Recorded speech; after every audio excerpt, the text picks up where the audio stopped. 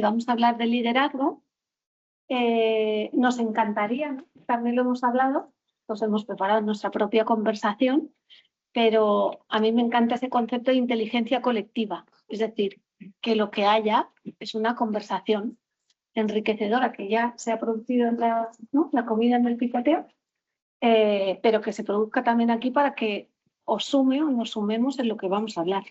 En otras palabras, es una amenaza que vais a participar. Eso. Sí, así de simple. Pues empezamos, ¿no? Dicho esto, nos presentamos. Yo lo primero que tengo que hacer es, sobre todo, agradecer a Bolíes, a Voluntari, el que nos dé la oportunidad de compartir con vosotros este tiempo, a Arantxa y a mí.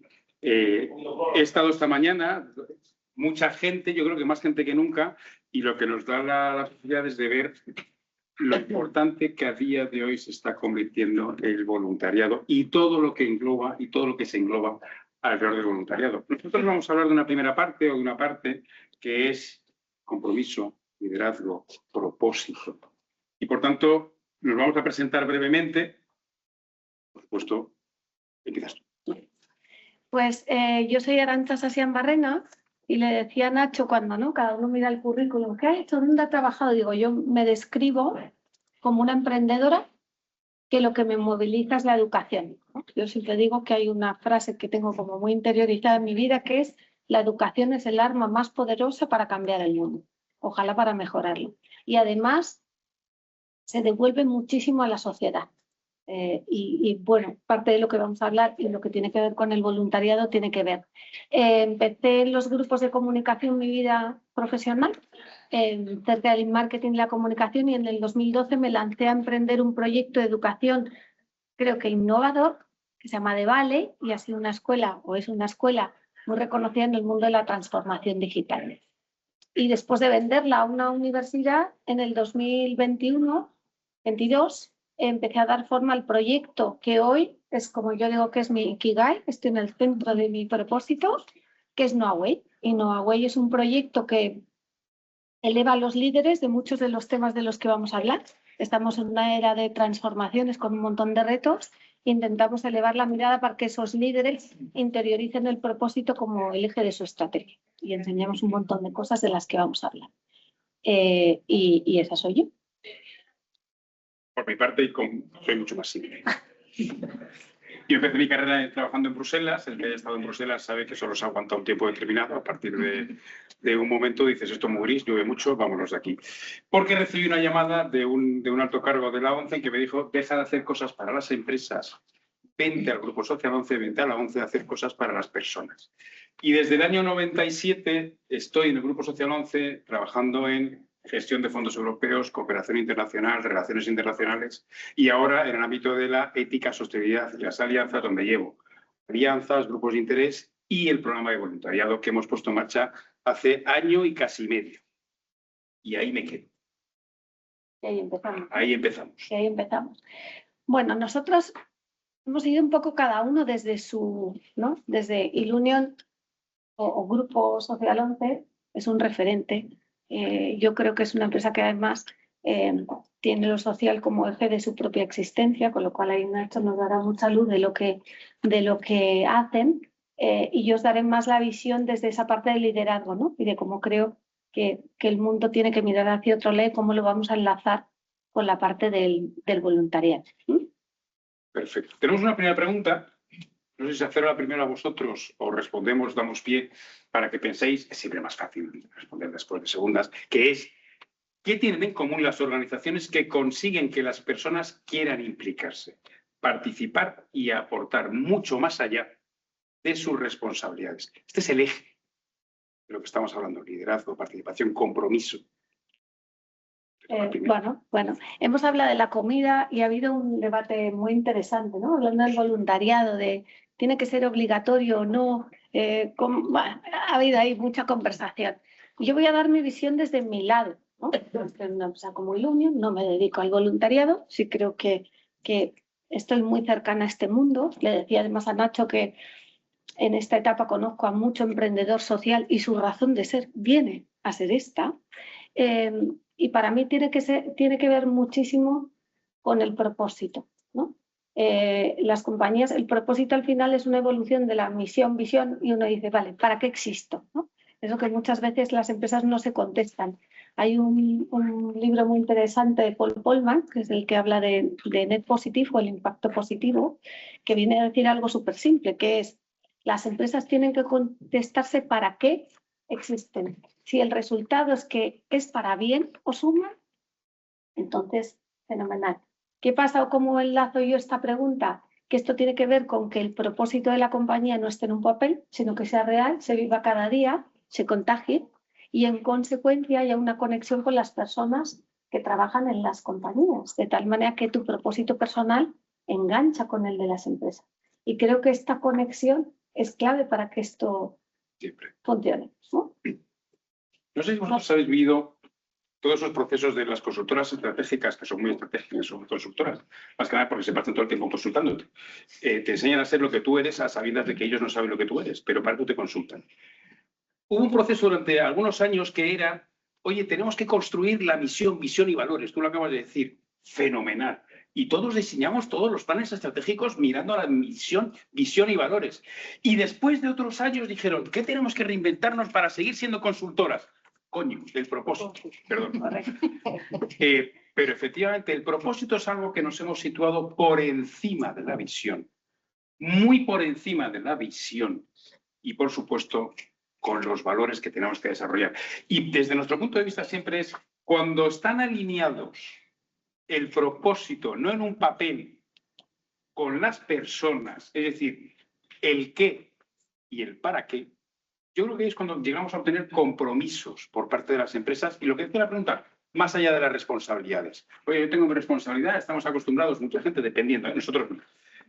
A mí me han dicho que haga esto, yo lo hago, hasta aquí hemos llegado. Venga, oye, un poquito, ya, pero es que... Y el voluntariado va mucho más allá, y el compromiso va mucho más allá, y el propósito va mucho más allá. Es seguir comprometido con lo que además el para qué está haciendo las cosas la empresa. Puedo decir que no tengo nada que ver, ni tengo razón. Eso es muy sencillo. ¿Alguien quiere participar, levantar la mano? Oye, Nacho, no estoy de acuerdo contigo. Muchas veces yo que doy clases en algún sitio, a la gente que no está de acuerdo conmigo, es muy sencillo. O una de dos, o hablamos o los echo de clase. Como soy el profe, está tirado. Doy clases de otras cosas, pero en estas los echo. Es muy sencillo. Por tanto, es el propósito lo que te liga con tu forma de ser, tu forma de actuar y lo que tienes que tener en cuenta a la hora de saber dónde estás. Y eso es lo que te lleva de la mano a ese compromiso con más allá de tus responsabilidades. Y además si lo ligamos con el voluntariado, ¿no? Y hablamos antes de eso, obligación o no. Son parte emisoras, ¿no? Ha habido mucha conversación. Y yo creo que la reflexión profunda es, y me lo había apuntado, es ¿cómo conseguimos que la gente participe? No, yo lo formularía de otra manera, que sería ¿qué tipo de lugar construyo para que las personas quieran participar? O sea, es un poco el darle la vuelta a la cuestión. A veces estamos, ¿cómo obligamos? ¿Cómo conseguimos? No, ¿qué tipo de sitio estás creando? ¿Qué cultura estás creando? ¿No? Para que esto, si lo haces bien, resultaría de manera natural. Es y debe ser natural cuando dejamos de pensar en el reporting. Más que nada porque lo acabo de terminar de hacer de este año pasado. Entonces, cuando te liberas del reporting, no, ya no tengo que reportar, ya no tengo que sumar. Te he dicho que me hagas el reporting con IA. Vamos a ver. Si dejamos de pensar en yo tengo que dar datos, yo tengo que dar cifras, no. Tengo que dar contenido a mi propósito. ¿Cómo alcanzo verdaderamente? Nosotros tenemos un propósito en la Unión que es construir un mundo mejor con todos incluidos. Claro, esto, como he dicho al principio, se pone por encima de la misión, visión y valores. Es como, entre todos, con todos, podemos llegar a un mundo ideal, a tener y construir un mundo para todos. Pero efectivamente, va mucho más allá que el mero obligado, que el mero conteo, que el mero recuento de cosas que hacemos. No, es ¿para qué hacemos? ¿Para qué las hacemos? Bueno, voy a empezar a preguntar, Nachito. Vamos. El otro día me contaste algo que me llamó la atención Y entonces la preguntaba por aquí, ¿habéis aprobado un manifiesto ético y humanista en una empresa de 45.000 personas, que no es poco? Entonces la pregunta sería, ¿cuáles han sido las claves para lograr que este compromiso, ¿no?, lo vivan al día a día, desde la persona que trabaja en la lavandería, ¿no?, a la persona que trabaja en un call center, y no solo en los despachos? Eso es el peligro, el que un manifiesto, un propósito, se queda a nivel de póster en la pared, de idea que hemos publicado. Nosotros el manifiesto efectivamente ha sido aprobado hace escasamente unas semanas, en donde lo que es una declaración, no de intenciones, sino de lo que somos, y no es un punto de partida, sino es una formalización de lo que ya venimos haciendo, porque tampoco es un punto final. Todo lo contrario, nosotros ya llevamos, a través de, que no podía estar hoy aquí, Ana López de San Román, la directora de Ética, Sostenibilidad y Alianzas de Ilunion, ya llevamos un par de años desarrollando una formación humanista en todos los equipos directivos. Estamos llegando a los mandos intermedios porque esa palanca del humanismo, esa palanca de lo que es la ética, tiene que estar en la base de la toma de decisiones. Y cuando las tomas de decisiones son coherentes con el propósito, ahí ya tienes la idea de cómo formalizar ese manifiesto, esa declaración de lo que somos. No de lo que queremos llegar a ser, que por supuesto, decía un amigo mío que todo esto de la sostenibilidad es un camino en el que poco a poco tenemos que ir andando. Nada es sostenible 100%. Yo cada vez que he visto, que no me he subido en un coche de estos de VTC, que pone movilidad 100% sostenible, y digo yo, ¿y qué hacemos con tus ruedas de caucho contra el suelo? ¿Y qué hacemos con tus baterías? ¿Cómo se han construido y los recursos que hemos dedicado? No, es un camino que tenemos que hacer, igual que este manifiesto. Es una formalización de lo que somos, es una formalización de lo que queremos y sobre todo es ese camino que queremos llegar a tener, enlazar decisiones con propósito. Y esto yo creo que lo voy a repetir muchas veces porque soy tío muy pesado, es poniendo a la persona en el centro de la gestión, de la decisión, de la estrategia. Poniendo a una persona, pensando en una persona, pensando que somos personas todos distintos y diferentes. No todos tenemos el mismo puesto de trabajo, no todos tenemos, y tú lo has dicho, lavanderías, tenemos 46 lavanderías, 7.000 personas lavando la ropa de los hoteles y los hospitales en toda España. Tenemos hoteles, tenemos facility services, tenemos contact center. Los puestos de trabajo son muy distintos, las responsabilidades son muy distintas. Tenemos personas en staff, en gabinete, tenemos personas en despachos, bueno, ya despachos nos han quitado, los tíos listos de los repartos de oficinas son tíos muy listos, te han quitado todos los despachos. Si ahora tienes un frío en el aire acondicionado, pero bueno. Y lo que nos hemos hecho es, oiga, somos tan distintos, no solo los puestos, sino las personas, que claro que todo eso tiene que descender a la hora de tomar las decisiones. Y eso es poner a la persona en el centro, lo que tiene que ser la gestión del día a día, de la estrategia de la compañía. Y ese manifiesto lo suscribe, o sea, es conocedor todo el mundo de la plantilla. ¿En qué consiste el proyecto en sí mismo? El proyecto son una serie de afirmaciones en que nosotros como trabajadores de la Unión asumimos dentro de nuestro día a día operacional. Y cuando decimos operacional significa, y repito, en la toma de decisiones. No solo en la estrategia, no solo en la comunicación. Está todo ligado. Pero sobre todo lo que estamos haciendo es hacérselo llegar a ese mando de proximidad. A ese mando intermedio que es el que toma las decisiones para con las personas en su día a día. Si hablamos de voluntariado, lo hemos hablado antes, en donde yo quiero hacer voluntariado, pero claro, yo es que estoy atendiendo a las personas que están aquí en las puertas, trabajan con Ilunion, trabajan en Ilunion. Y si esa persona querría hacer voluntariado, ¿yo qué le digo, Repsol? No, mire, es que esta persona que tenía que estar aquí en operación, mañana va a hacer voluntariado.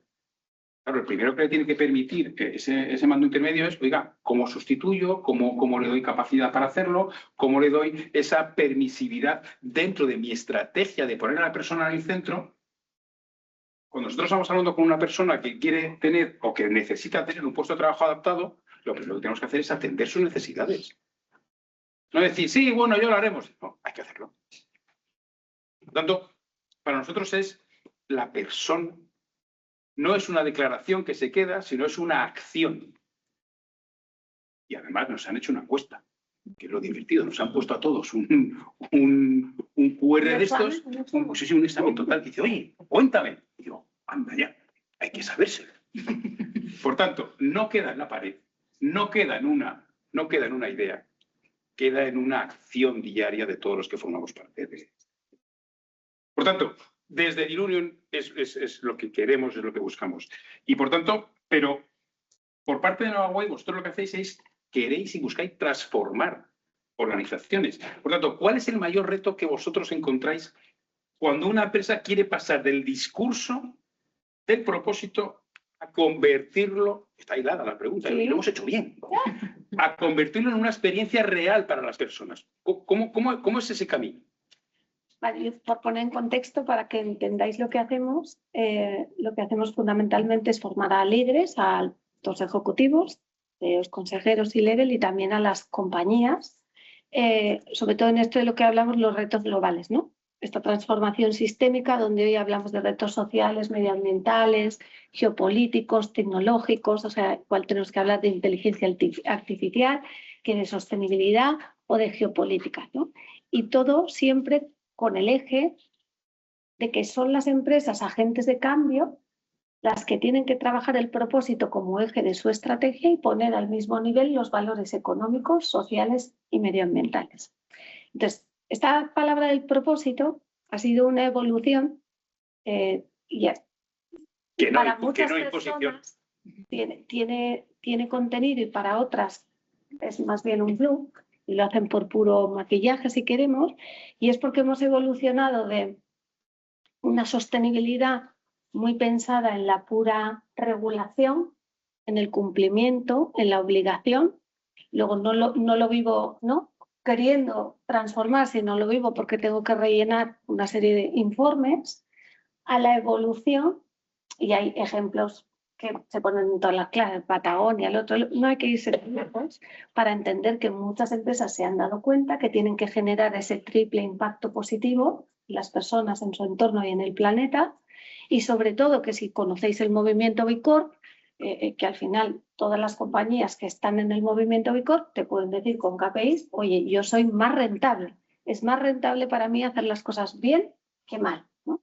Entonces, ¿qué nos encontramos en el proceso? Pues yo creo que si tuviera que decir cuáles son aquellas compañías que puedo poner como en el primer nivel, que viven su propósito y lo llevan a cabo hasta las últimas consecuencias, son las empresas familiares.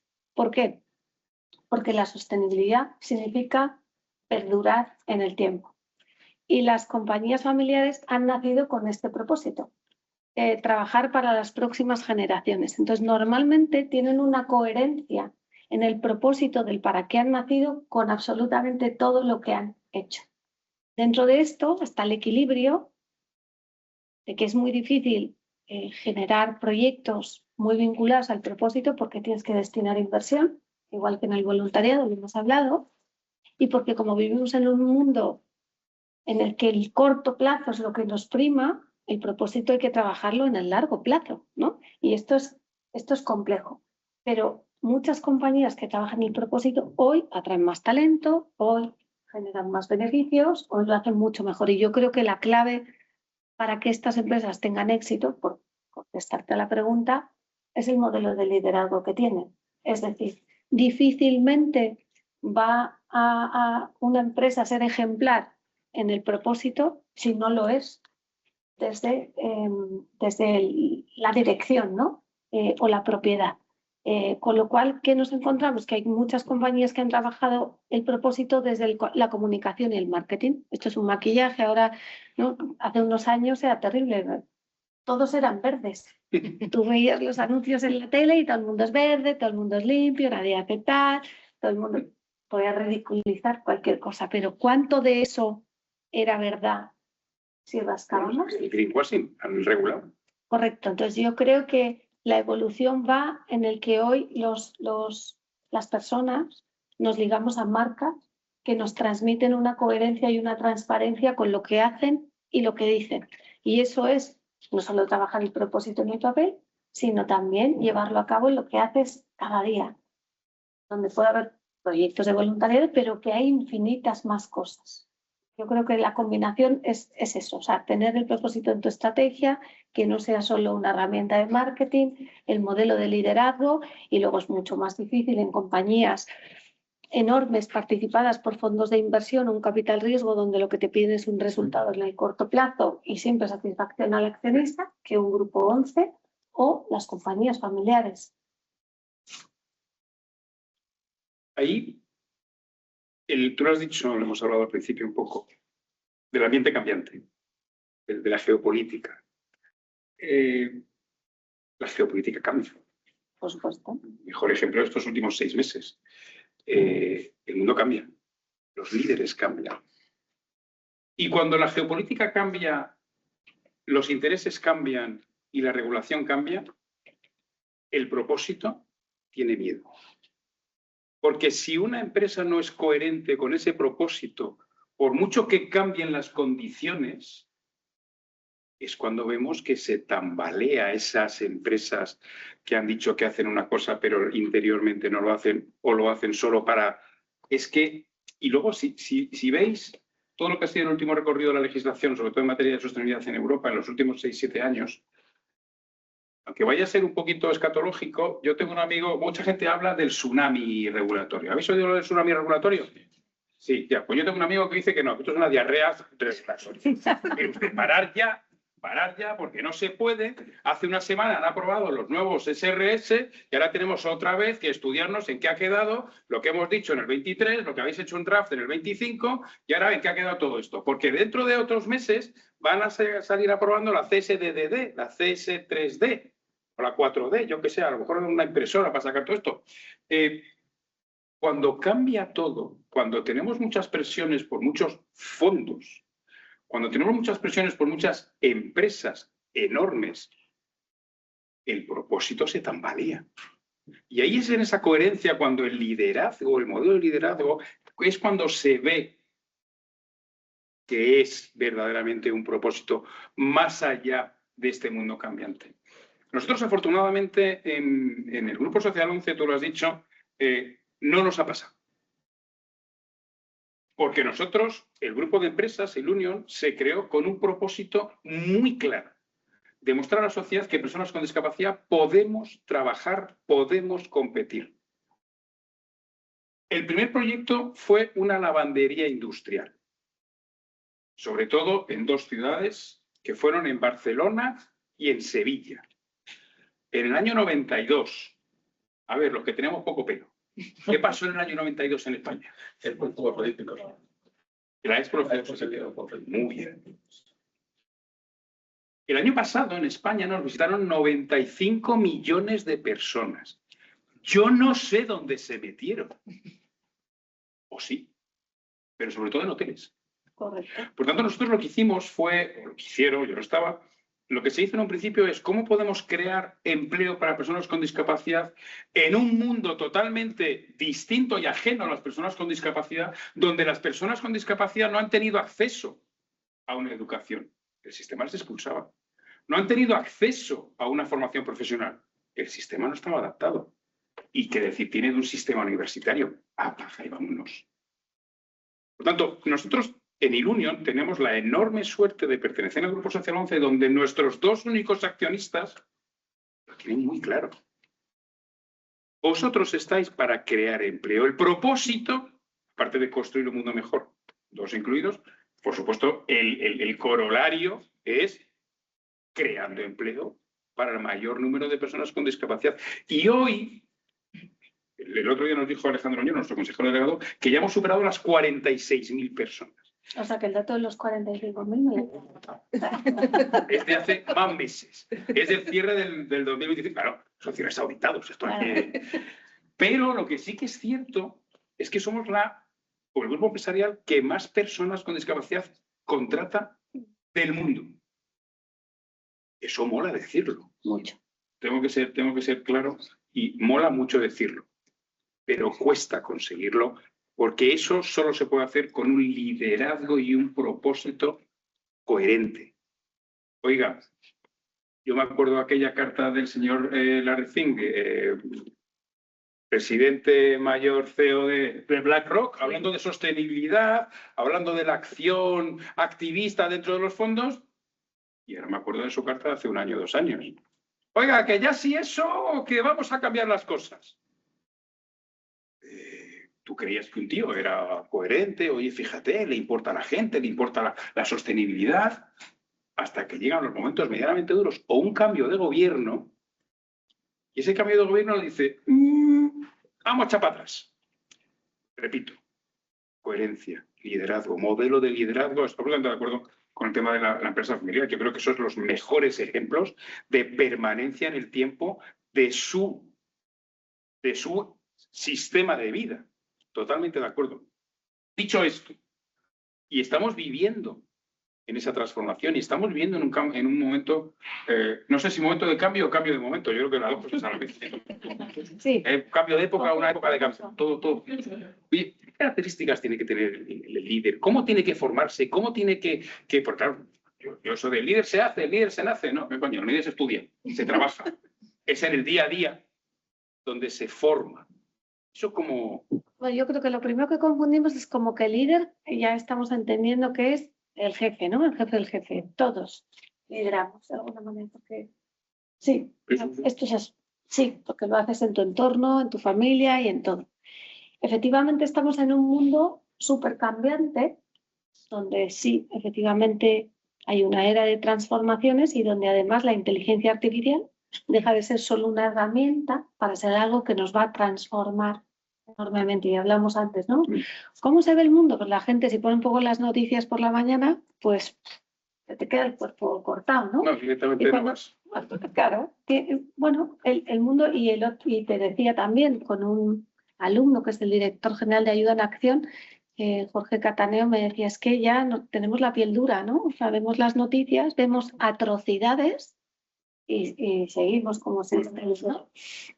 Entonces yo creo que el mundo, estamos en un momento en el que todo esto está cambiando muy rápido, es muy sistémico la relación de todo lo que nos pasa. Hablamos de antes, oye, pues, ¿por qué ahora Trump habla de Groenlandia y de las tierras raras? Porque con eso, ¿no? Generas las baterías y tal, y bueno, entonces así. Entonces, claro, hoy requerimos de una evolución del modelo de liderazgo.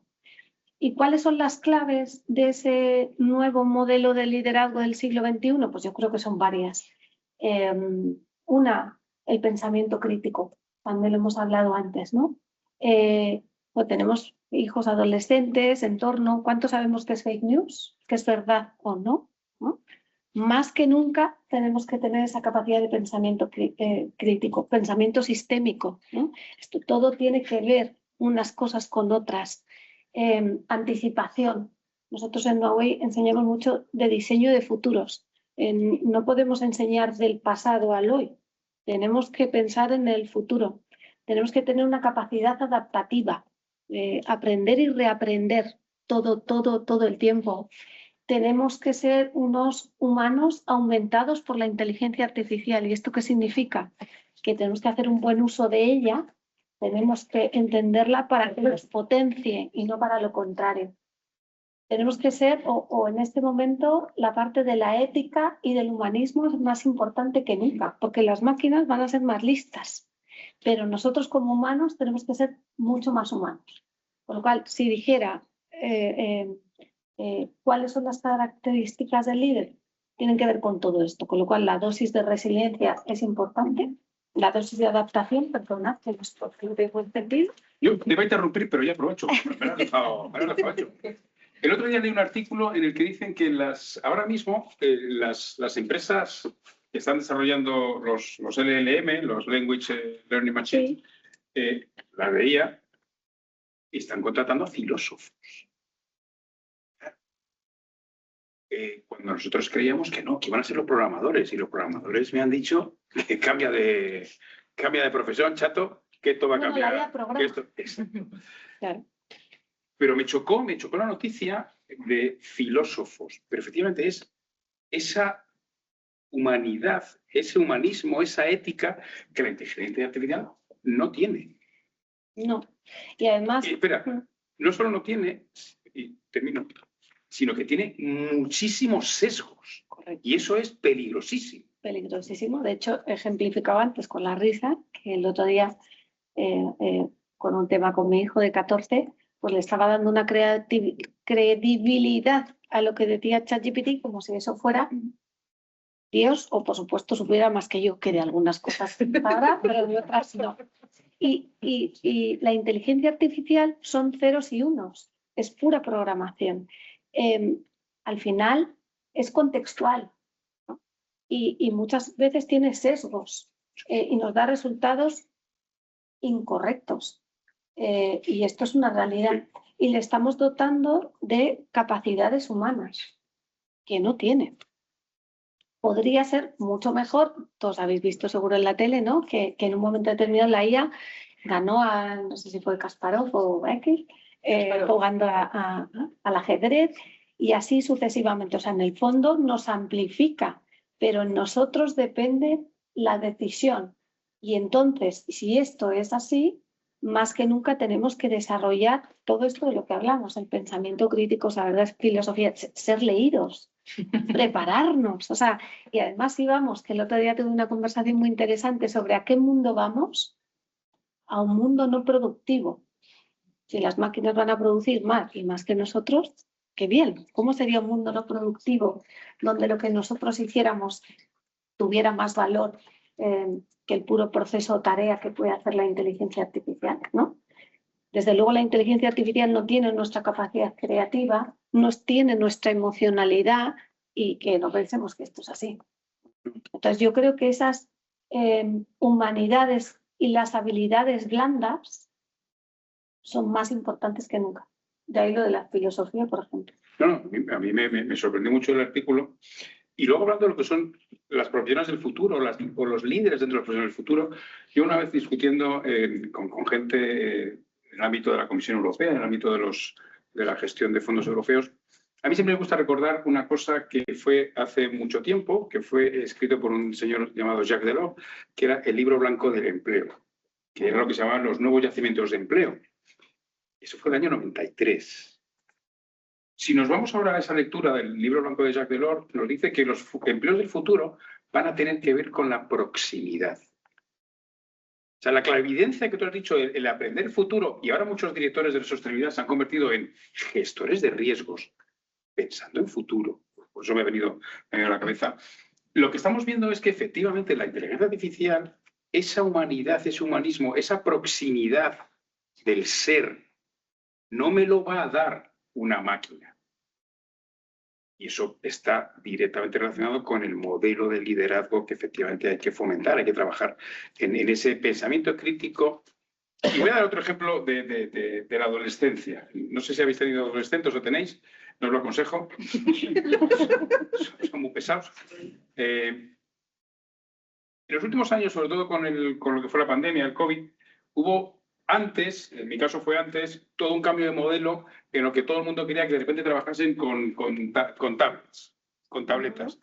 Yo me presenté un día al colegio y digo, oiga, me parece muy bien que sepan manejar lo que puede llegar a ser el futuro, pero yo creo que a ustedes les falta en ese programa de estudio, programa de desarrollo individual de la persona, los codos.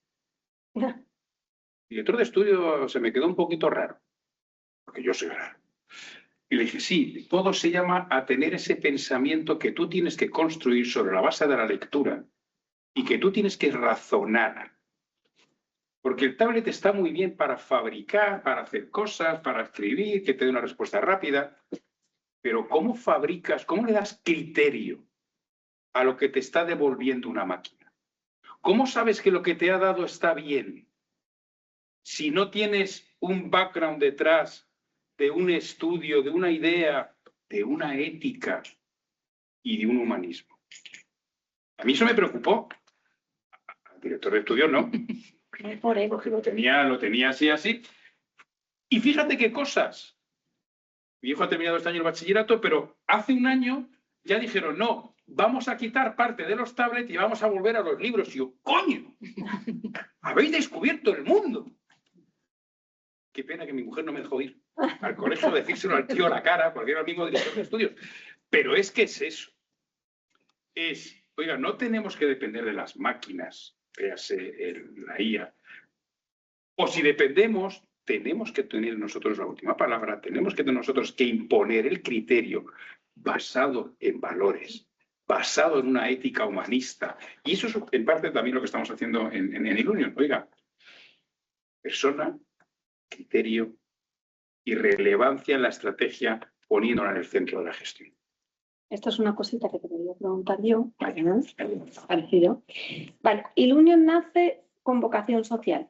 Entonces no la tiene que incorporar a la estrategia, ya estaba, ¿no? O lo hacemos o no somos. O es así, vale.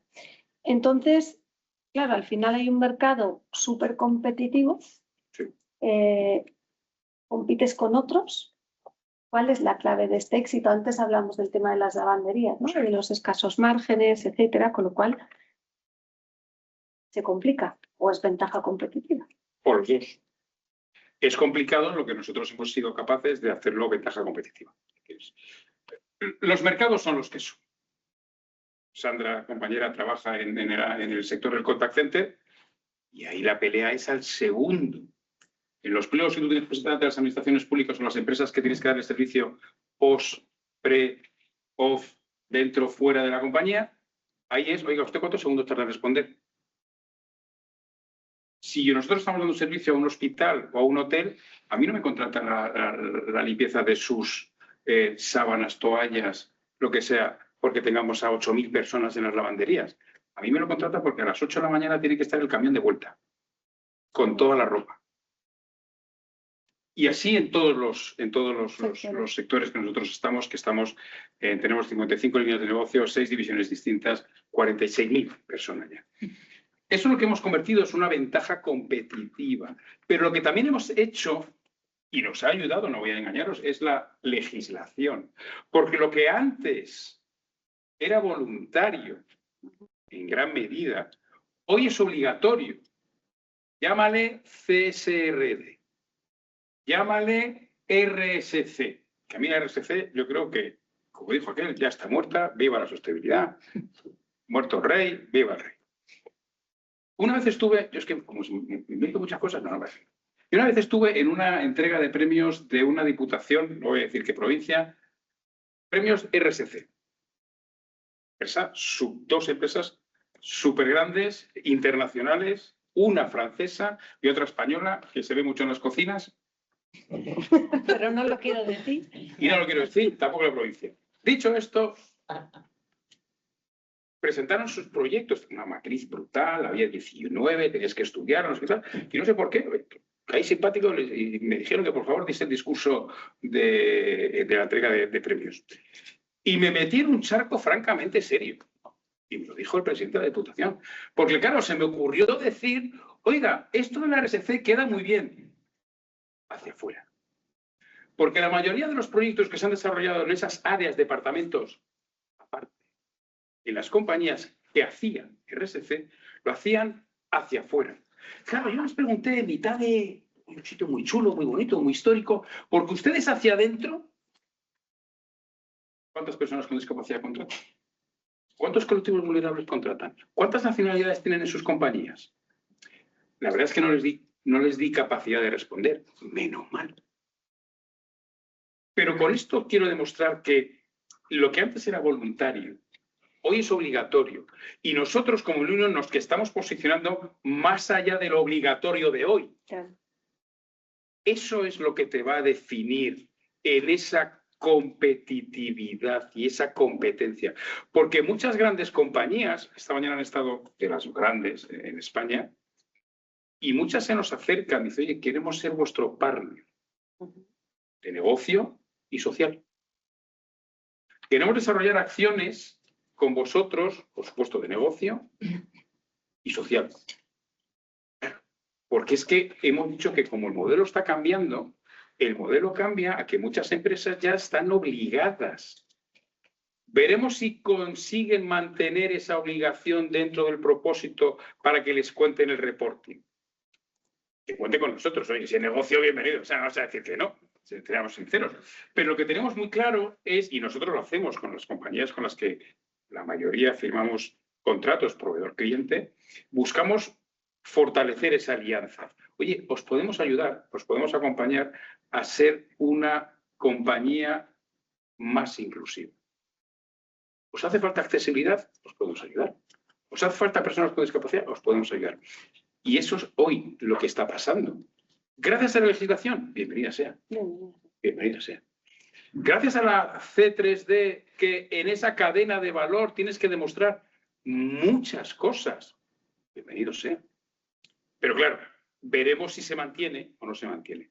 Y repito, y eso es la columna vertebral de todo lo que es esa, digamos, obligatoriedad por nuestra parte de seguir siendo competitivo y social. Porque nosotros no podemos ser o uno u otro. Imposible.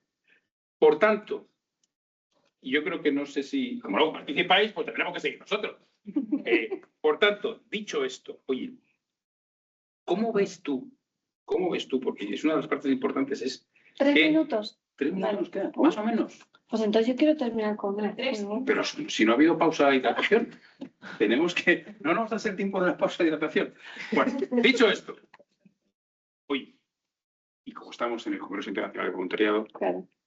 Arantxa, ¿qué papel puede, pero voy a poner debe, desempeñar el voluntariado corporativo en esa construcción de una cultura y cómo puede convertirse ese liderazgo a través del voluntariado? Y contigo cerramos. Venga, y yo lo voy a ligar con otra cosa que hemos hablado antes del voluntariado. A veces es como team building, a veces está, oye, pues te puedo tener programas de voluntariado, pero esto cómo lo integro. Pues mira, hablando con un director de recursos humanos que tengo muy cercano, me hizo caer en algo, ¿no? ¿Qué papel ha de jugar el voluntariado en los próximos años para que aporte no solo valor de muchas de las cosas que hemos hablado, empresa que tiene propósito, liderazgo coherente, que el voluntariado además es una palanca fundamental porque nos hace todos, te he dicho una frase que yo siempre me aplico mucho, que es no hay acto de mayor de egoísmo que la generosidad. Nos hace sentirnos muy bien. Entonces, cuando lo hacemos, es maravilloso. Suena epicúreo, pero si lo pensamos, saca lo mejor de cada uno de nosotros. Entonces, pues, no hay mayor acto de egoísmo que ser generoso, porque es una generosidad positiva. Entonces, si una compañía quiere trabajar ese propósito, tiene que ser coherente y real, tiene que ir de arriba a abajo. Sabemos que existe una herramienta con la que las personas se vinculan, que es el voluntariado. Pues me han dado un tip más que te traigo. Y dije, qué bueno. Estamos viendo en la tele constantemente hablar del absentismo. Bueno, ya estos días se ha liado parda con el absentismo. ¿Vale?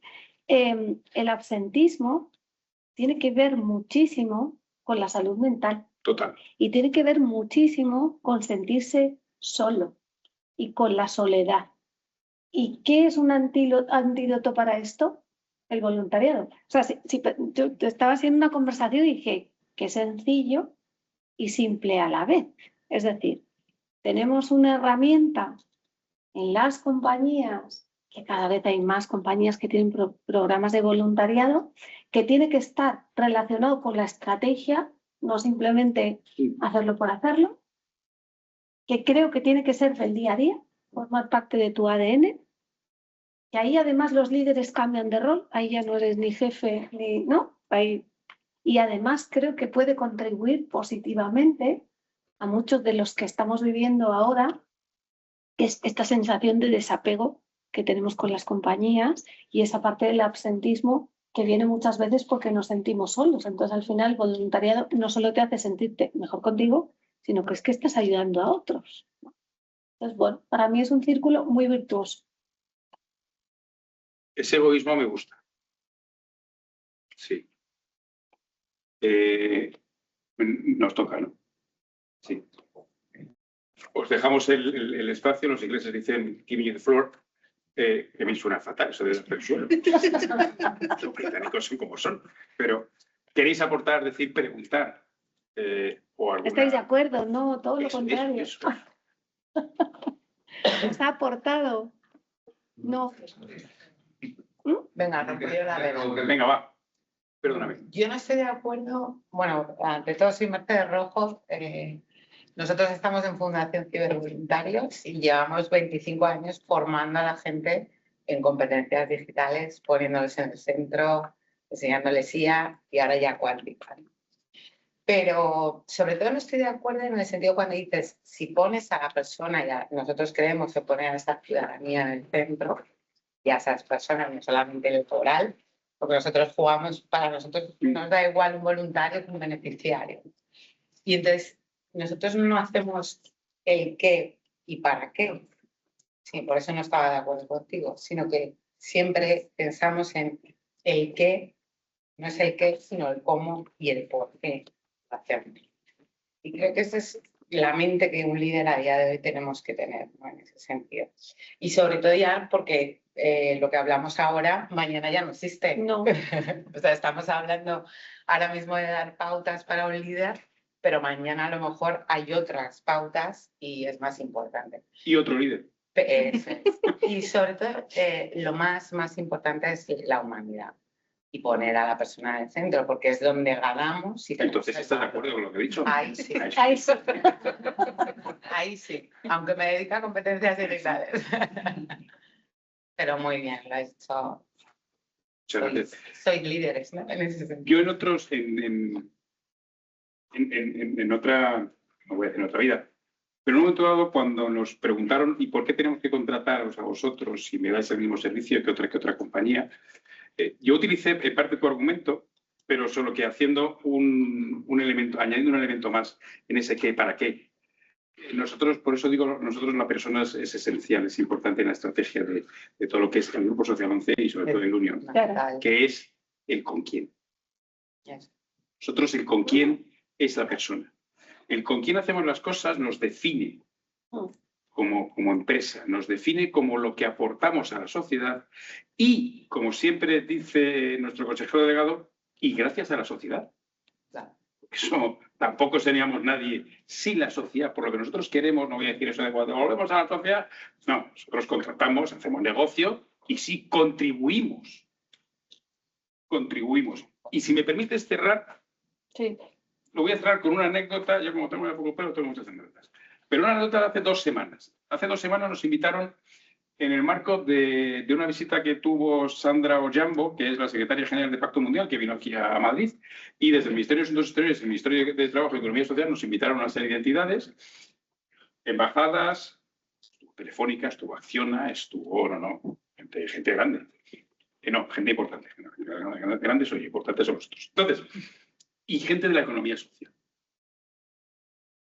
Y nosotros hablando, porque había una serie de preguntas, tenemos que contestar, y cuando la gente de las embajadas y la gente de Pacto Mundial, Nueva York, nos pidieron, oye, por favor, explicar un poco lo que es la economía social en España, porque ellos no tienen mucha visión. Y sobre todo había embajadas del norte de Europa, que esto está muy raro. Y les dije, mire, esto es, entre comillas, parte sencilla desde nuestra visión de Ilunion, que es, estamos convirtiendo personas que en muchos de los países son personas pasivas en personas activas. Y les di 2 herramientas de cara al futuro presupuestario. Y es muy simple, entre comillas, complicadísimo, pero es muy simple. 1, tú estás transformando una persona activa una pasiva en una activa, cuando además lo que estás haciendo le estás haciendo que seguramente va a ganar más, va a pagar impuestos, va a estar activa en la sociedad, va a tener esa menos soledad, y va a estar encantado de estar trabajando, aportando. 1, 2. Por tanto, lo que estás haciendo de una forma indirecta, muy entre comillas en futuro, es estás ayudando al mantenimiento de los sistemas de pensiones futuro. Cuidado. Te votamos de ministro, ¿eh? Y la segunda, porque la segunda fue una pregunta al respecto de lo que eran los sistemas de contratación pública, y yo ahí soy absolutamente radical, y además me reí mucho con un alemán, que era un cachondo, y estaba el segundo de la embajada de China, y vas a entender por qué. Le dice, mire, en el ámbito de la inclusión hay una herramienta que es la más poderosa y la más barata a la vez, de todos los países del mundo. Y se lo dije con números. El año pasado la contratación pública en España supuso 53.000 millones de euros, a todos los niveles de la administración. Si tú conviertes eso en una obligatoriedad por parte de las empresas, a que todas las empresas que quieran contratar con cualquier órgano contratante tienen que tener el mínimo, una ley en España, el 2% de personas con discapacidad, oiga, no le hace falta más. Y le dije al alemán, oye, en Alemania, ¿cuánto dinero se gastan ustedes en contratos públicos? Y le dije al chino, yo creo que no me entendió porque tenía los ojos un poquito cerrados. Dije, oiga, ¿y en China cuánto se gasta el Estado en contratación pública? Es la más poderosa y la más barata. Yo no voy a añadir nada más, Arantxa. Muy bien añadido. Maravilloso. Bueno, gracias a todos, ¿no? Sí. Aquí lo dejamos.